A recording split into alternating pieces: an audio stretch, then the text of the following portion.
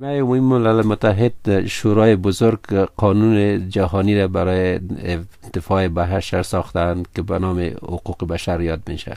حقوق بشر دارای 30 ماده است و تمام مواد از او دارای صلح و افای بشریت خدمت میکنه که در ذیل میتونیم یک آنها را بگوییم.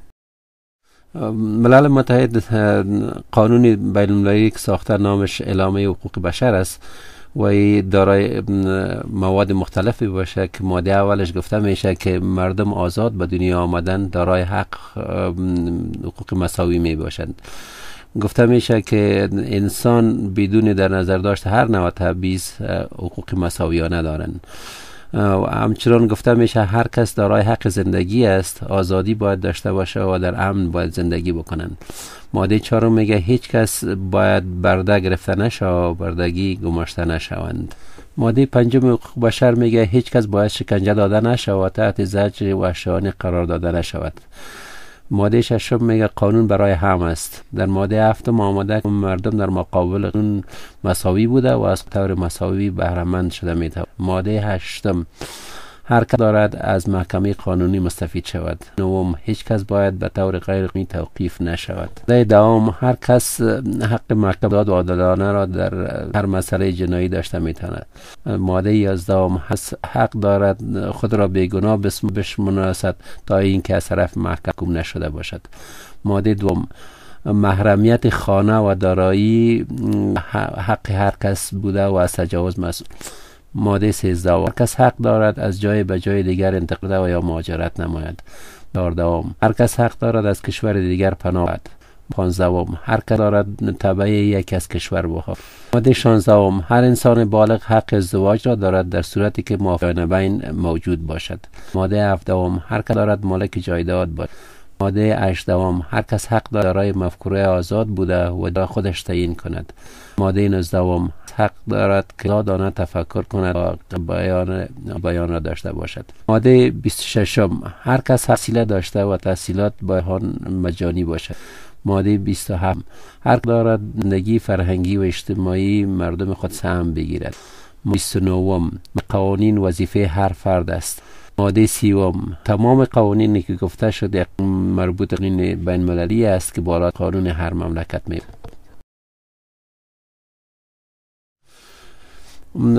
در این قسمت به شما چند ویدیو را نشان خواهیم داد که هر یک از ویدیو را و هر قسمتش بسیار با دقت تماشا کنین و بگویید که هر قسمت این ویدیو با کدام ماده قانون بین المللی است یا در تضاد آن قرار داشته میتونه.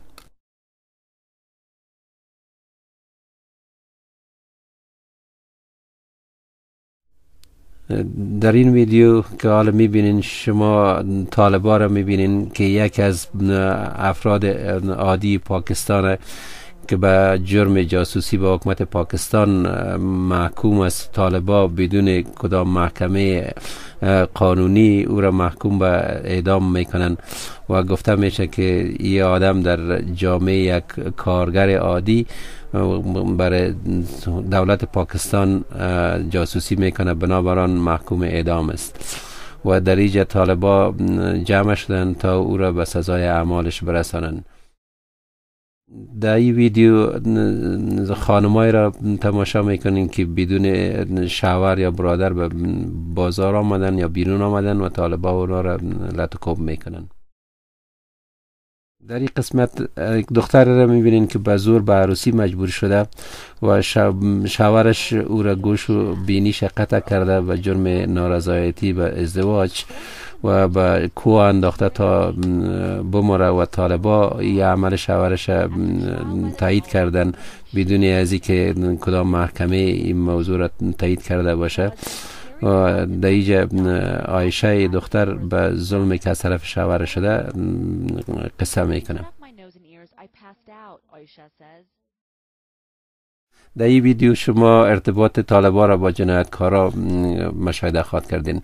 متین خان یک آدم رباست که اطفال به مقابل پول دزدی میکنن و او برای خود راه پیدا میکنه تا این جنایت خود پوشانده باشه او میگه که ما فقط او اطفال را به سرقت میبریم، دوزی میکنیم که پدرایشان و فامیلایشان پول را که به خاطر اعمار افغانستان از خارجی ها گرفته میشن اونا به نفع خود استفاده میکنن. بنابراین ما میخوایم که اونا را جزا بدیم.